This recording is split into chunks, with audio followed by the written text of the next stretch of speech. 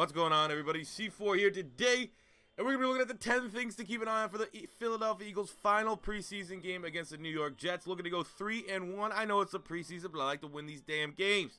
The fourth preseason game's kind of tricky. It's really for the diehards because it's for guys that are making, the final 53. There's probably, 5 roster spots up for grabs, and then when you look at your practice squad, out of the 10 spots, 6 to 7 guys are probably people that are already rostered, and then you try to fill the rest out with guys who get cut around the league. So, there is some interesting notes, so I've tried my best to get the talking points here for the game, for those of you that want to watch it and don't really, maybe the extremes that you may need to be trying to key in on. I'm going to try to help you out. So first and foremost, at number 10, I am recording this on Monday, but as it stands right now, it's unclear whether Nick Foles will play in this game. I absolutely need to see something from Nick Foles, because as right now, man, he has an arm injury. His arm's feeling sore. That's like the #1 injury you don't want to see to have with a quarterback. It's like, that's your job.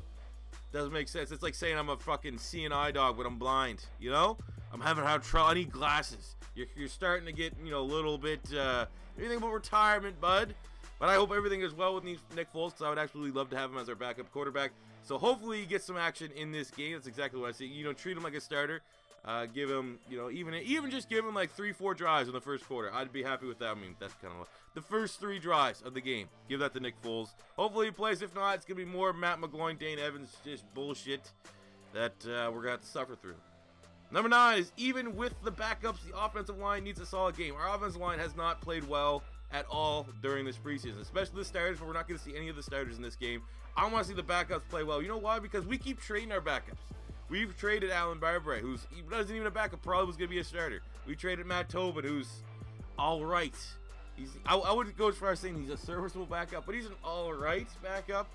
But the fact that we're trading all this depth, you have to be impressed, the coaches, with our depth. I haven't seen it. I haven't seen our #2 offensive line dominate the other team's #2 defensive line, So I need to see something like that. I need to see what this offense, what Doug Pearson sees with our backups at offensive line, and protect even Matt McGloin, even though he sucks. Protect him. Give us some goddamn time to throw in the pocket. I'm sick and tired of a run game stalling and stuff like that. Even if it's vanilla offense, you're still going up against vanilla defense. Block it.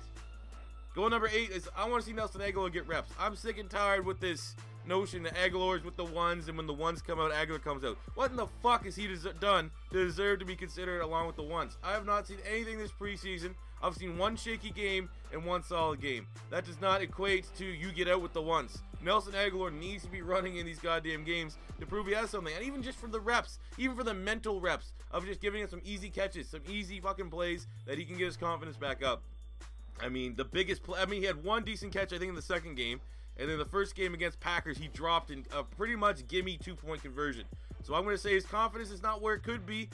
So get him in front of a live audience, not just, oh my God, there's no one shit talking him at practice field. Get him out there and let him see what he can do.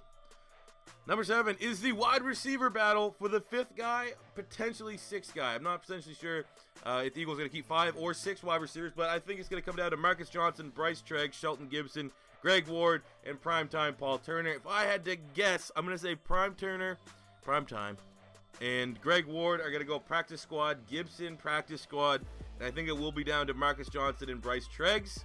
It depends what they want. I think I would give the inside edge to Johnson because he's had the good camp, and he's a little bit of a more possession type guy, whereas Treggs is a burner, and you can always have burners on your field. But we have Torrey Smith for that. We have, hypothetically, Nelson Agholor for that.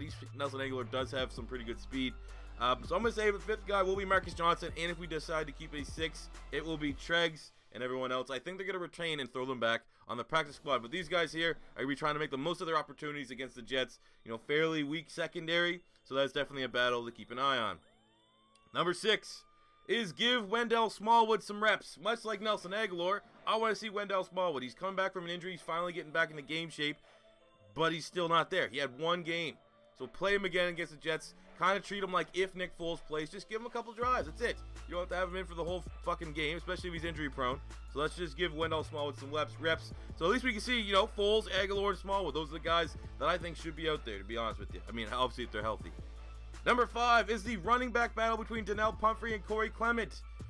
Donnell Pumphrey, I was not a fan of this pick. You can go back to my video where I said, oh man, it sucks. I wanted some Ajay Pirine. You also had Marlon Mack still there. We got Donnell Pumphrey, and then everyone was like, well, he's going to be the next Darren Sproles. He's this and that. He's this and that. And then what we've seen right now is kind of what I foresaw. I mean, you do see the potential there in Pumphrey, but he's not ready. And you don't draft a guy in the 4th round planning to put him on the practice team. That's what he has to do. He has to gain weight. He is Alex McAllister on the offensive side of the field. And you don't, like, I just feel like he's not adept. You know, he wasn't fat. Like, if you're going to beat Pumphrey's size, you better be like a Tariq Cohen or Dree Archer or just something like that. A guy that's that frame, you have to be elite in terms of agility and speed. And he's just not. He's literally built like, I compared Corey Clement to a shitty Arian Foster.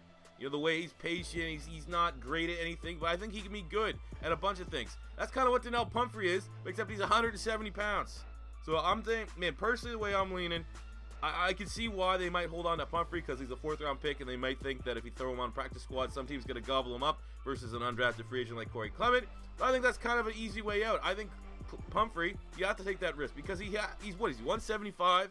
He 100% has to get into the 190s for next year to have a chance to make this roster. Whereas Clement, he's a little bit more serviceable if you want to have a 4th running back.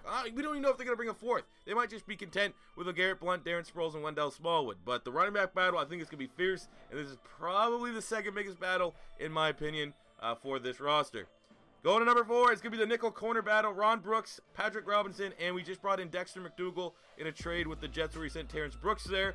So, you know, it's not that interesting. It's probably going to be, I mean, I think McDougal won't make the roster. I think that was just a last-ditch effort to see what he can bring. But he might. But it's going to be between Brooks and Robinson. I think both those guys will make it. But it's for the starting. So I think anytime there's a starting position up for grabs in the 4th and final preseason game, it's definitely something to keep an eye on. I'd probably go Brooks. Personally, I think Brooks is a little bit better than Patrick Robinson. But, you know, it's definitely not an ideal scenario. None of those guys should probably be starting in the NFL. Go to number 3 is, can Michael Kendricks make 4 for 4 interceptions in a game? He's made 3 interceptions, 3 preseason games. Can he make it 4 for 4? And also 4 for 4 for good games. Right now, Michael Kendricks is probably the best player we've had in the preseason, at least most productive player. So he's playing like he wants to get some starting snaps. He's playing like he's sick and tired of sitting on the sidelines, which would be good because we're paying him way more money than a guy that should be sitting his ass on the bench. So hopefully Michael Kendricks can make it 4 good preseason games, 4 impressive preseason games, and really entice Jim Swartz to play him a little bit more.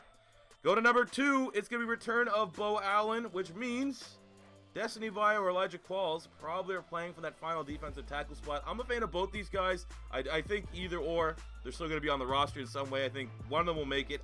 It probably would be Destiny Vio, and then they'll throw Elijah Qualls on the practice squad. But I mean, that's definitely a battle to watch. It's not sexy just because both those guys are predominantly dudes against the run. It's another battle to keep an eye on, especially with Bo Allen coming back sooner than later. You would have figured maybe both those guys would have made it if Bo Allen was going to be out till October. But the fact that he's coming back a little bit sooner, that's definitely a battle. But number 1 is the biggest battle for me and the toughest decision I think this Eagles team's got to make. And that is depth at the defensive end spot. Alex McAllister versus Steven Means. Both these guys have been absolutely monsters when they get in against the 2s and 3s. Just, you know, meeting at the quarterback party between both of them. Personally, if I was me, I would find a way to get them both on the roster. McAllister has done enough, added enough weight. I'm not just saying that as a Gator fan. But basically, we got McAllister as a project player last year. Threw him on the practice squad. I think he bulked up like 20 pounds. He's looked pretty damn good, and he is elite length. But when you look at a guy like Steven Means, definitely does not have elite length. He's not an elite athlete. But, man, that guy is a fucking grinder. So, I mean, I'm not going to lie. I would keep both those guys on the roster because, let's be honest, if Vinny Curry doesn't play out this year, we're probably going to find a way to get him on the roster. And I think either in McAllister or Means, if we let them go to practice squad and they get poached up, those guys are the kind of players that you can come in very, very cheap and replace Vinny Curry in terms of depth, shuffle things around, have Burnett move into a starter, something like that. I think thinking long-term, you want to hold on to both of those assets with the uncertainty of Vinny Curry, especially in relation to his contract being unclear for the future here with the Philadelphia Eagles. But there you go, guys. Those are 10 things to keep an eye on for the Philadelphia Eagles' final preseason game against the New York Jets. Let me know what you think about it in the comment section below. Are you hyped for the final Eagles preseason game? Even if it just means it's the last preseason game, and the next time you see the Philadelphia Eagles against the Washington Redskins, the game will actually mean something. But that does it for me here today, guys. Thank you for watching. If it's your first time stopping by, don't be afraid to hit that subscribe button. And until next time, C4, saying peace out.